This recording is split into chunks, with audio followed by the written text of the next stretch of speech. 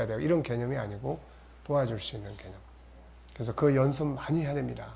그래서 집에서도 이런 게 돼야 아이들에게도 야 이것 좀 해 이게 아니고 엄마 좀 도와줄 수 있어 물을 수 있는 거고 또 이것 좀 도와줄 수 있겠니? 라고 말할 수 있는 거예요. 정중한 거잖아요. 상대방의 인격을 존중히 여기는 거예요. 그러니까 그런 것들은 아주 당연히 훈련을 우리가 해야 됩니다. 이제 그런 거 안 바꾸면은 그야말로 이제 뒤처져 버리는 시대를 우리가 살고 있어요, 이제. 자, 도와줄 것 없나요?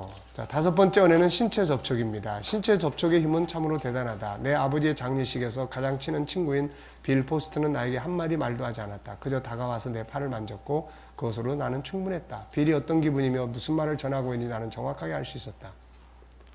신체 접촉 없이는 결코 사랑받는다고 느끼지 못하는 유형의 사람들도 있다. 남성이나 여성 모두에게 신체 접촉은 놀랍고도 큰 힘을 발휘한다. 많은 여자들은 상대가 만져주는 걸 좋아한다.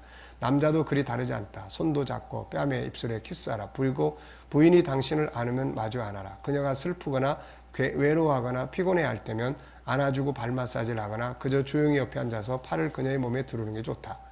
또 정반대적인 사람들도 있죠. 또 부모가 자녀를 기를 때 역시 신체 접촉이 중요하다. 다음은 성적인 비행이나 중독 문제에 대한 해리 샤운버그 박사의 충고다. 내가 상담해본 거의 모든 섹스 중독자들은 자신의 부모나 양육자들이 차갑고 멀고 별로 애정을 보이지 않았다고 말했습니다. 여러 해에 걸쳐서 나는 적절한 신체 접촉이 관계에서 친밀감을 발전시키거나 적절한 신체 접촉의 경계선을 가르치는데 필수적인 역할을 한다는 것을 알았습니다. 그렇다면 상대방이 원하는 사랑의 언어가 무엇인지 어떻게 알 수 있는가? 그것은 아주 간단하다. 스스로에게 물어봐라. 그 사람은 무엇에 대해서 가장 많이 불평하는가? 열의 9이라면 그 사람이 하는 불평은 그 사람이 사용하는 사랑의 언어 주변을 맴돈다. 자기가 채워지지 않기 때문에 계속 그것 때문에 불평을 하는 거죠. 어떤 여성이 내게 이렇게 말한 적이 있다. 리모 박사님, 그는 저한테 정말 잘해줘요. 늘 선물 사주고 부서진 것이 있으면 다 고치죠. 하지만 한 번도 저와 앉아서 느긋한 시간을 보내려고 하지 않아요. 그게 얼마나 속상한지 말로는 다 못해요. 나는 그녀가 사랑하는 사랑의 언어가 선물 받기나 봉사의 행동이 아니라 함께 시간 보내기라는 것을 알 수 있었다. 다른 여성은 이렇게 말했다. 그는 나를 따라다니는 걸 정말 좋아해. 하지만 나는 그 대신에 고장난 전등을 고쳐주면 좋겠어요. 그 순간 나는 그녀가 함께 시간을 보내는 게 아니라 봉사의 행동으로 사랑받고 싶어 한다는 걸 알았다. 당신이 사랑하는 사람들에게 귀를 열면 그들이 어떻게 사랑받고 싶은지를 당신에게 말할 것이다. 신체 접촉도 부부의 사랑을 전달하는 강력한 도구 중 하나다. 손을 잡는 것, 키스하는 것, 포옹하는 것, 성관계를 갖는 것 등은 모두 배우자에게 사랑을 전달하는 방법이다. 어떤 사람들에게는 신체 접촉이 주된 사랑의 언어다. 그래서 그것이 없으면 사랑받지 못한다고 생각한다. 신체 접촉이 있으면 그들의 정서적 탱크가 채워질 뿐 아니라 배우자와의 사랑이 안전하다고 생각하게 된다. 하나님이 사람을 남자와 여자로 만드신 것은 서로 하나가 하기 위해서다. 하나가 된다는 것은 영혼의 결합도 포함하지만 중요한 건 육체적 결합이다. 육체적 결합을 통해서 서로의 사랑을 확인하고 사랑의 열매로 하나님의 형상을 가진 자녀를 얻게 된다. 그러므로 서로 신체적 언어를 사용하는 걸 부끄러워해서는 안 된다. 물론 중요한 것은 상대방이 원하는 언어가 어디에 있는지를 이해하는 거죠. 특히 중요한 건 나만의 사랑의 탱크를 채우려고 하지 말고 상대방의 사랑의 탱크도 같이 채워가야 한다는 점이에요. 이걸 위해서 상대방이 원하는 사랑의 언어가 무엇인지를 바로 이해하는 것이 중요합니다. 자, 그래서 바울 사도는 사랑을 이야기할 때 어떤 말을 했습니까? 자, 사랑의 중요성을 이야기하고 사랑의 성격을 이야기를 했어요. 오래 참고, 그 다음 온유하며, 시기하지 아니하며, 자랑하지 아니하며, 교만하지 아니하며, 무례하게 행하지 아니하고, 자기 유익을 구하지 아니하며, 성내지 아니하며, 악한 것을 생각하지 아니하며, 불의를 기뻐하지 아니하며, 진리와 함께 기뻐한다. 그러니까 어떻게 보면 사랑은 상대방을 중심으로 하는 거예요, 이게. 자, 무슨 말인지 아시겠죠? 그래서 항상 언어는 항상 내 입장에서 표현을 하는 아이용법도 있지만 거의가 다 상대방을 인정하고 배려하고 하는 이런 쪽에서 언어들이 이루어지게 된다 하는 것입니다. 43분. 끝낼까요? 더 할까요? 자, 그러면 오늘 저녁에는 1시간을 더 해야 될 것 같습니다.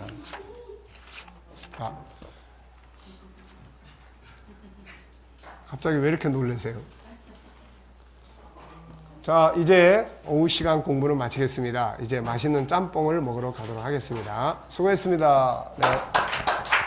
또 그런 거 보내면 또 굉장히 좋아하는 사람들이 또 있어요. 그러니까 그런 다양한 부분들을 우리가 잘 고려해야 된다.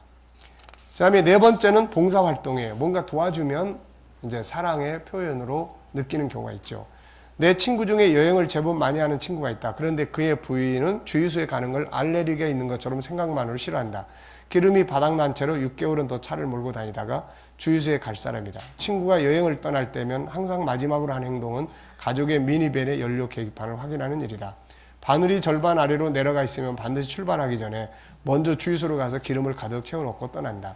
어쩌면 인식하지 못하고 한 행동일 수 있지만 그가 채우는 건 연료 탱크만이 아니다. 아내의 사랑 탱크도 함께 채우고 있는 것이다. 이처럼 어떤 사람들은 구체적인 봉사와 행동에 가장 잘 반응한다. 이것이 그들에겐 사랑의 언어인 것이다. 당신이 여성이고 당신에게 중요한 사랑의 언어가 봉사의 행동이라면 10중 8구 당신은 남편이나 남자친구가 고장난 수도관을 고쳐주거나 당신 차의 엔진 오일을 바꿔주거나 마트에서 사온 물건을 조립해주기만 해도 최고로 사랑받는 기분을 느낄 것이다.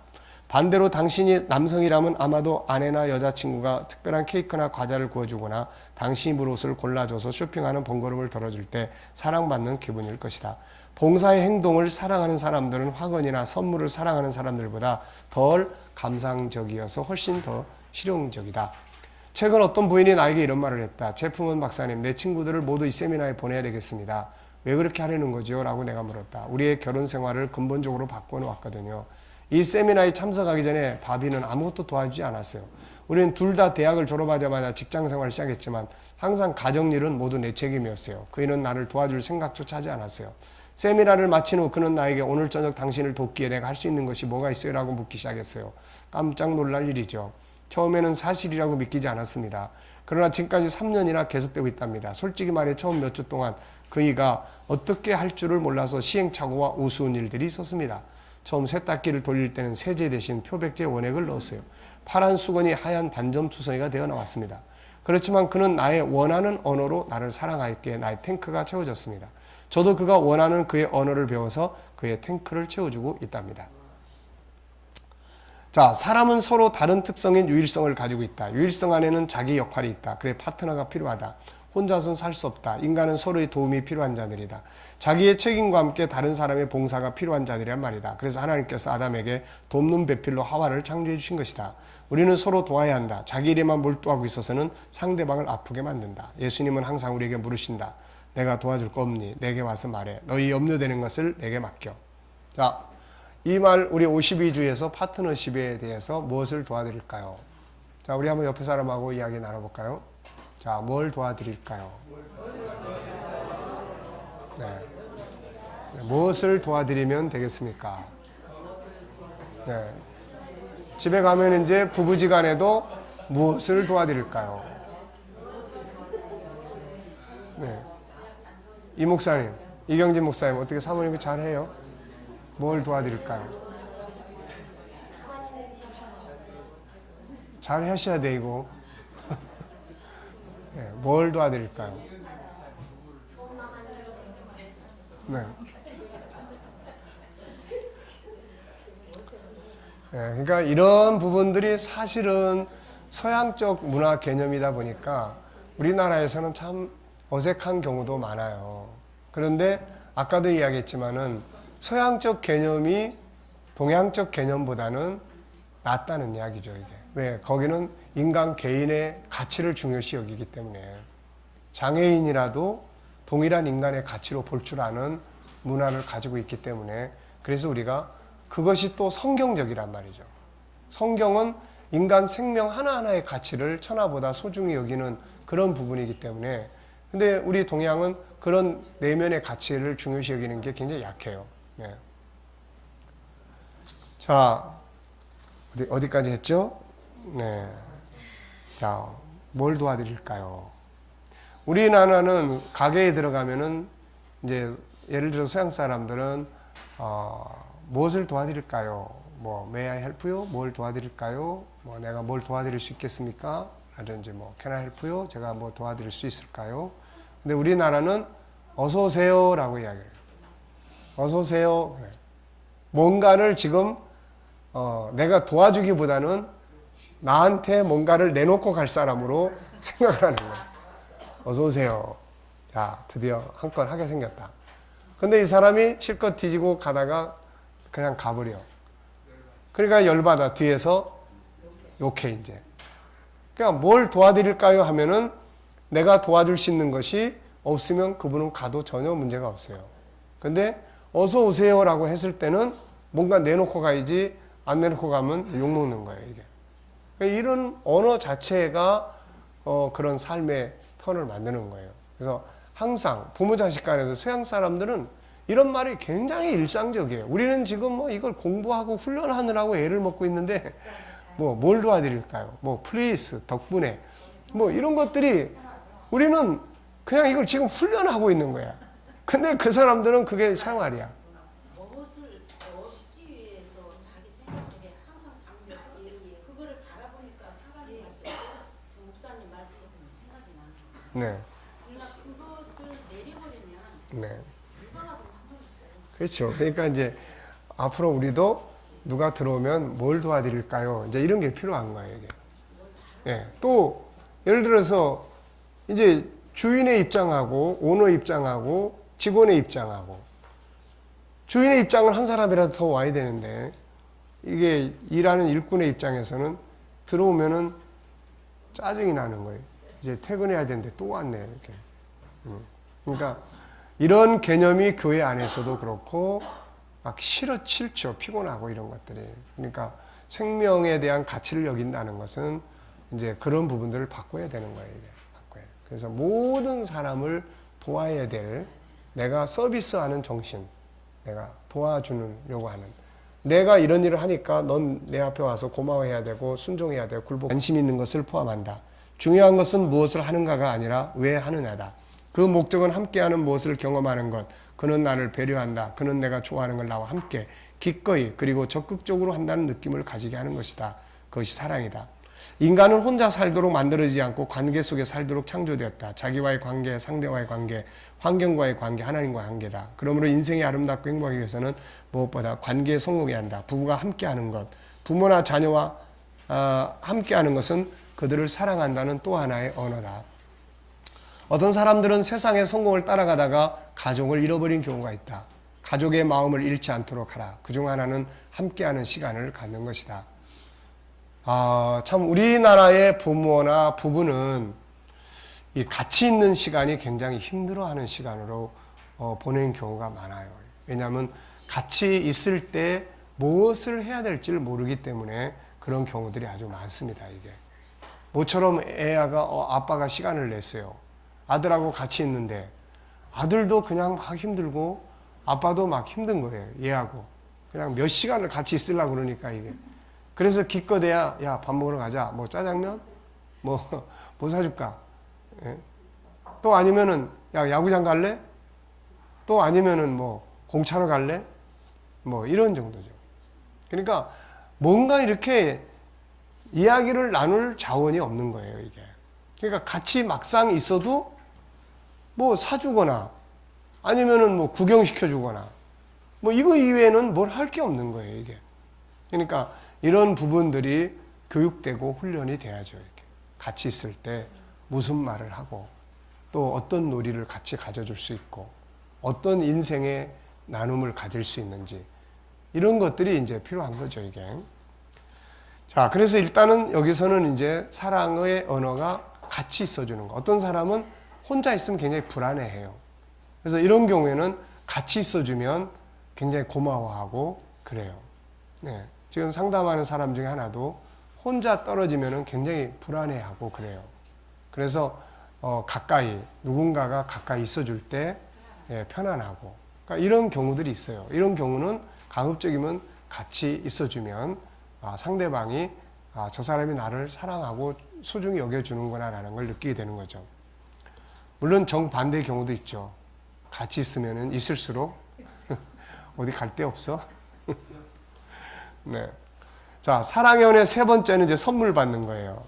사랑의 언어로 선물 받기를 좋아하는 사람과 결혼했다면 당신의 예산 범위 안에서 선물을 찾는데 창의성을 발휘해야 한다.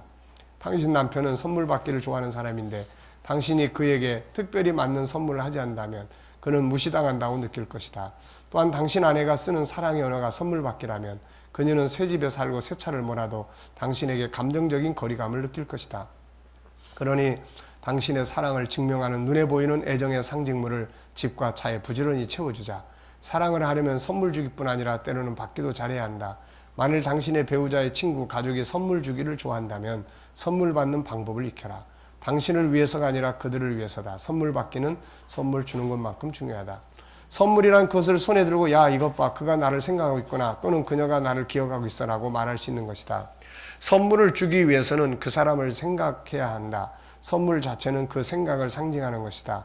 중요한 것은 당신이 상대방을 생각한다는 것이다. 단순히 생각한다는 것이 중요한 게 아니라 실제로 무엇을 선물하냐는 그것을 사랑의 표현으로 주는 가운데 생각된 결과물이다. 자, 여러분들은 어떤 선물을 좋아하죠? 꽃다발을 좋아합니까? 물건을 좋아합니까? 돈을 좋아합니까? 네. 나이가 들어갈수록 돈을 좋아하죠. 네.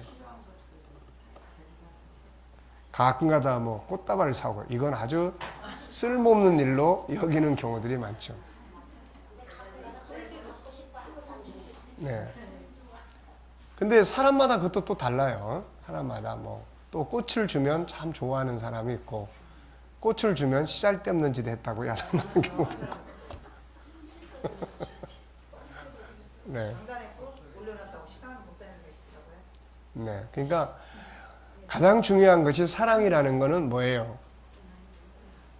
여기서 지금 강조하는 건 뭡니까? 사랑은 상대방 중심이라는 거. 네. 그래서 내가 하고 싶은 대로 하다 보면 상대방은 그걸 굉장히 힘들어해요. 네. 그래서 상대방이 바라는 것을 중심으로 행동하는 것. 이것이 이제 사랑이다. 그런 이야기죠. 사람은 본래 소유하도록 창조된 자예요. 뭔가 얻게 되면 기분이 좋습니다. 인간에게 가장 선물을 많이 주신 분은 하나님이시죠.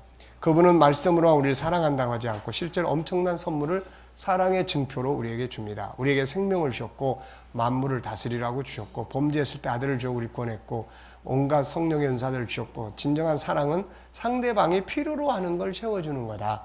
사람은 줄 때도 기쁘지만 받을 때 기쁘다. 자신이 인정받고 있다는 증거이기 때문이다. 어떤 사람에게는 이 사랑의 언어가 필요하다. 이 사랑의 언어를 잃어버리지 말라. 요즘에 이게 스마트폰이 나오면서 이걸로 선물 보내는 경우 많죠. 뭐 꽃다발도 잔뜩 보내고 어떤 때는 삼계탕도 끓여가지고 그냥 쫙 보내주고. 꽃다발에 돈을 이렇게 또 해가지고. 그렇죠. 네. 그러니까 이제 이 속에서 보내주는 것들이 잘못하면 그게 오히려 결례가 될 수가 있어요. 이게 이 속에다가 뭐 더운 여름철에 삼계탕 펄펄 끓는 거 딱 올려주고 올려놓으면 이거 뭐 약 올리는 거야 지금 뭐 하는 거야 이게 이제 이런 개념이죠. 그러니까 이런 것들도 잘못 쓰면 버릇없는 일이 되고 특히 어른들이나 이런 경우에 같은 애인들끼리는 뭐 그럴 수도 있는데 또 뭐 어떤 그런 좀 관계를 이제 좀 이렇게 어른들 관계라든지 이런 데서는 이 속에다 잔뜩 막 꽃다발을 막 그냥 10개씩 보내는 경우도 있더라고요. 지난번에 보니까. 예, 그러니까 그런 부분들은 이제 상대방의 이제 어떤 그런 부분들, 오히려 간단한 인사가 더 나을 경우도 있고 그렇습니다. 어쨌든 뭐든지 다 상대방의 입장을 고려해서 적절하게 맞는 경험을 어떻게 바꿔놓을 수 있는지 알면 놀랄 것이다. 어느 때보다도 오늘 더 당신이 사랑스러워. 당신과 함께한 인생은 갈수록 행복해. 당신은 나에게 정말 좋은 사람이야. 당신 없이 이제껏 내가 어떻게 살았을까. 오늘 기분이 좀 안 좋았어. 그래서 당신 생각을 했더니 기분이 훨씬 좋아졌어. 10초도 걸리지 않는 말이지만 진심을 담아 말한다면 그 문장 하나로 아내에게 최고의 순간을 설문할 수 있다. 자, 우리 한번 해볼까요? 자, 어느 때보다도 다시 한번 다 같이 한번 해보겠습니다. 시작. 당신이 더 사랑스러워. 당신과 함께하는 인생은 갈수록 행복해. 당신은 나에게 정말 좋은 사람이야. 당신 없이 이제껏 내가 어떻게 살았을까. 오늘 기분이 좀 안 좋았어. 그래도 당신 생각을 했더니 기분이 훨씬 좋아졌어. 네. 자, 나도 가끔가다 비슷한 말들은 하지. 당신이 있어서 난 너무 행복합니다. 내 사모님 받아줄까? 네, 목소리가 딱 되니까요. 한번 해주세요. 다시 한번. 아니 목사님이 오시는 거예요. 목사님은 가끔 하시는데 사모님은 안 할 것 같아. 성격상. 우리 사모님은 하세요. 어떻게 제가 안 했습니까? 아니에요. 우리 사모님은 엄청난 이야기를 해서 나를 감동시켰지. 내가 당신에게 도대체 뭐야? 그랬더니 당신은 진흙 속에서 건져낸 진주입니다.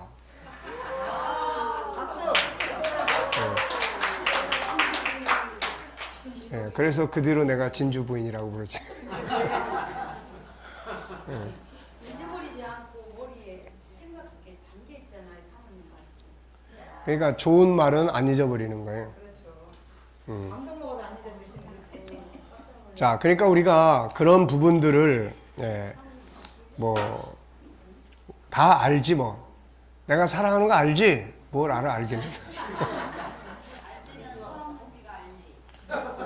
네.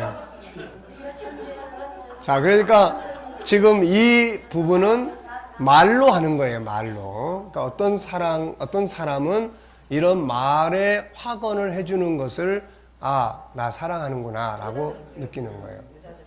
예, 여자도 그렇고 남자도 그렇고 다 이제 이런 스타일이 또 있는 거예요, 이게.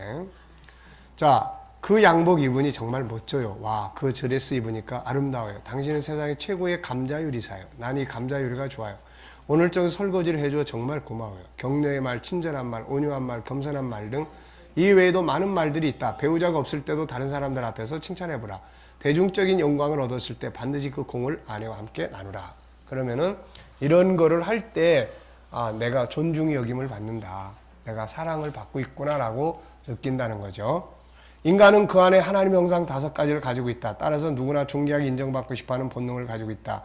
그래서 무시하면 병들고 인정해주면 치유가 된다. 하나님 우리를 사랑하시는 제일 중요한 내용이 우리를 인정하는 거다. 세상은 모두 우리를 무시하고 모른다 해도 그분을 인정하신다. 그것도 가장 가치 있는 존재로 인정해 주신다. 한번 읽어보죠. 야곱아 너를 창조하신 여호와께서 지금 말씀하시느니라. 이스라엘아 너를 지으신 이가 말씀하시느니라. 너는 두려워하지 말라. 내가 너를 구속하였고 내가 너를 지명하여 불렀나니 너는 내 것이라. 네가 불 가운데로 지날 때 내가 너와 함께 할 것이라. 강을 건널 때에 물이 너를 침몰하지 못할 것이며 네가 불 가운데로 지날 때에 타지도 아니할 것이요 불꽃이 너를 사르지도 못하리니 대저 나는 여호와 내 하나님이요 이스라엘의 거룩한 이요 내 구원자임이라. 내가 애굽을 너의 속량물로 구스와 스바를 너를 대신하여 주었노라.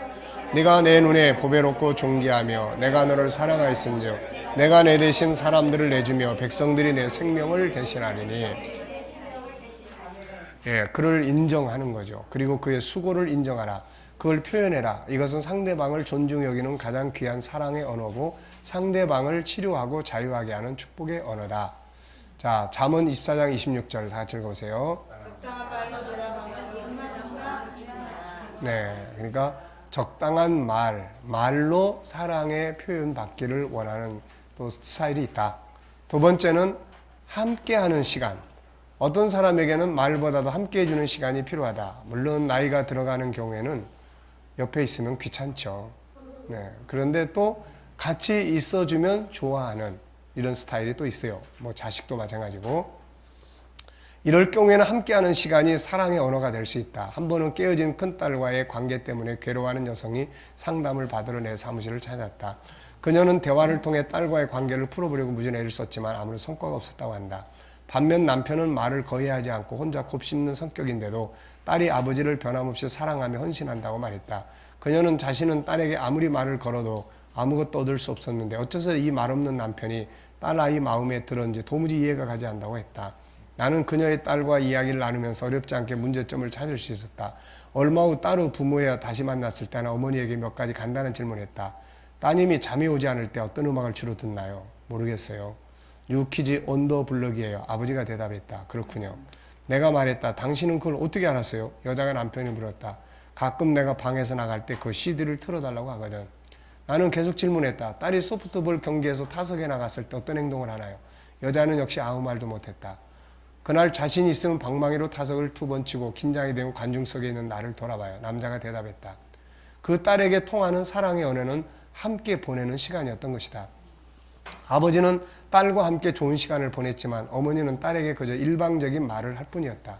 게다가 어머니가 딸에게 퍼붓는 질문들은 학원도 아니었고 단지 꼬치꼬치 캐묻는 취조 같았다.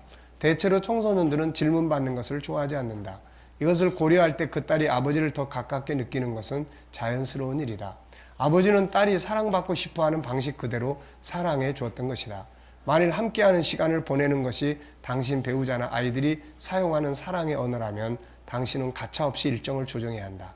아내와 함께 소파에 앉아 20분 동안 오로지 아내에만 집중하고 아내도 그렇게 할 때 서로에게 20분을 주는 것이다. 우리는 그 20분을 다시 가질 수 없다. 우리는 서로에게 인생을 주고 있다. 그것은 사랑을 강력하게 전달하는 것이다. 함께하는 활동이 필요하다. 함께하는 활동에는 부부 중 한 사람 혹은 두 사람 다 네. 자, 여기는 이제 사랑의 5가지 언어예요. 이런 말 들어보셨죠? 네. 사랑의 5가지 언어. 참 이게 어떻게 보면은 말에 대한 내용이 많아요. 말이 많습니다. 예, 말이 많아. 그래서 다양하게 이렇게 많은데 우리가 사용하는 언어나 표현이나 이런 거는 너무 단순해요. 이게 우리가 항상 그게 왜냐면 우리는 자기를 표현하는 삶을 살기보다는 항상 지시와 명령을 듣고 그 속에서 순종의 미덕으로 알고 살아오기 때문에 그리고 개인의 인격을 존중히 여기는 문화보다는 포함, 그래서 가족 중심, 공동체 중심의 문화를 가지고 있기 때문에 자기 의사를 표현한다. 이거는 말이 안 되는 거예요, 이게. 그러니까 이제 이런 이제 사회적 이제 문화, 유교적 문화, 뭐 어떤 이런 이제 틀들을 우리가 가지고 살다 보니까 개인에 대한 게 많이 죽어 있는 거예요. 근데 서양 사람들은 개인이 굉장히 중요하죠. 이 개인이 자기가 굉장히 중요합니다. 그래서 이제 그런 어떤 부분들이 이제 강조되다 보니까 관계론이 발전을 하게 됐고 자기 의사 표현이나 이런 거를 잘할 줄 아는 이런 게 됐고 이제 그렇죠. 그래서 이제 우리는 우리나라 식대로 또 뭐 동양 쪽 문화의 가치를 가지고 살면 되는데 이제 글로벌 시대를 맞이하면서 자기 의견을 충분히 표현을 해야 되는데 못 한단 말이에요, 이게. 그러면 글로벌 시대의 뭐 리더십이 전혀 안 되는 거고 또 문화가 발전하고 개인 권리가 자꾸 이제 세계화가 되다 보니까 발전하고 많이 배우고 개인 능력이 커지고 이런 시대를 사는데 자기를 표현을 못하니까 병들어 버리는 거예요, 이게. 그래서 그런 질병들이 많아지게 되고 옛날에는 없던 심리 질병들이 지금 엄청나게 많이 늘어나고 있는 이유가 자기 표현을 못하는 거예요, 자기 표현을. 당당하게 자기 표현 못하고 그냥 다 힘의 논리에서 듣고 끙끙끙 앓고 병들고 다 이러는 거예요. 그래서 이제는 자기를 찾는, 자기를 찾아서 살아가는. 그래서 이제 십계명을 우리가 다룰 때도 십계명이라고 하는 것이 하나님을 사랑하고 사람을 사랑하는데 그 사람 사랑하는 것 중에 나에 대한 부분이에요. 그래서 이번 주일날은 이제 자기 존중함에 대한, 우리가 살인하지 마라 그러면 무조건 다른 사람에 대한 것만 해당되지만 이야기를 했지만 그게 나를 살인하지 말라는 거예요. 나. 그러니까 우리가 전에 이제 정체성 배울 때 우리가 그런 이야기 들었을 거예요. 인간은 관계 속에서 살게 돼 있고 그 관계는 결국 보면 4가지 관계 속에 살게 되어 있어요. 그 첫째는 하나님과의 관계, 그 다음 나와의 관계, 두 번째는 너와의 관계, 그 다음에 환경과의 관계예요. 그래서 인생의 성공이나 행복은 이 관계를 잘 맺을 수 있을 때 관계 성공이 인생 성공이에요. 그러니까는 그 속에서 나에 대한 관계, 이게 굉장히 중요한 거예요, 이게. 그래서 G7은 나라는 존재를 찾아내는 거고, 나라는 존재는 이런 걸 가지고 있는 거고, 나라는 존재가 사는 방법은 5가지 형상을 사는 거고, 이거를 알고 보니까 심리 질병의 원인이나 문제 해결 방법이 다 거기서 다 답이 들어있는 거예요, 이게. 그러니까 그런 것들을 우리가 바르게 인식해서 살인하지 마라, 미워하지 마라, 뭐 이런 부분들, 그 밑에 쭉 나오는 계명들 역시 뭐 거짓 증언하지 마라. 또 이게 다른 사람과만 관계가 아니라 다 나와의 굉장히 중요한 관계들이 다 있는 거예요, 이게. 그래서 그런 부분들을 바르게 해서 항상 성경은 이웃을 내 자신을처럼 사랑해라. 내 자신을 사랑하는 것이 먼저 있고 그 다음 그렇게 이웃도 사랑해라. 이제 이런 의미죠, 이게. 근데 우리는 공동체를 위해서 무조건 그냥 막 희생이 돼야 되고 공동체를 위해서 무조건 다 자기 없어져야 되고 이런 개념이에요. 그러니까 자기가 건강해지고 돕는 개념이 아니고 나는 죽어도 상대방을 위해서 다른 사람을 위해서 희생하는. 그러니까 이런 구조를 이제 바꿔야 되는 거예요, 이게. 네. 자, 그래서 사랑의 언어 5가지. 우리가 표현해야 할 언어 중에 하나가 사랑의 언어다. 인간은 그 안에 사랑성을 가지고 있기 때문에 당연히 사랑을 받아야 하고 주어야 한다. 그런데 그 사랑을 나타내는 방법이 언어다. 중요한 것은 내 식대로 표현하는 것은 올바른 방법이 아니다. 오히려 내가 사용하는 사랑의 표현이 상대방을 거스리게 될 수도 있다. 그래서 중요한 것은 내 입장에서 행동하는 사랑의 표현이 아니라 상대방의 관점에서 상대방이 원하는 방법으로 표현해야 한다는 거다. 이게 사실 제일 중요한 거죠, 이게. 내가 사랑한다고 하는 게 아니라 상대방이 사랑받는다는 느낌을 갖도록 한다는 것이다. 다음에서 소개하는 사랑의 5가지 언어는 이걸 잘 설명하고 있다. 다음에 설명하는 사랑의 언어 5가지 이야기는 두 사람의 책을 인용하여 설명하는 내용이고 본 저자가 중요 표시로 줄을 달았다. 케빈 리먼, 그는 심리학자이며 유머 작가다. 케빈 리먼은 사랑의 창고를 사랑의 언어로 채울 것을 당부한다. 캐리 제프먼, 결혼 생활과 인간관계에 관한 세계적 전문가. 실패한 결혼, 반항하는 아이, 깨져버린 관계의 배후에는 어김없이 텅 빈 사랑 저장고가 있다. 텅 빈 사랑의 창고는 파경에 이른 결혼이나 청소년 비행을 일으키는 요인일 때가 많다. 만일 성공적이고 행복한 인생과 건강한 가정을 이끌어가고 싶다면, 또한 당신이 꿈꾸는 새로운 당신이 되고 싶다면 자신이 사용하는 사랑 언어의 실체를 파악하며 사랑하는 사람이 사용하는 사랑의 언어로 말하려고 노력해야 한다.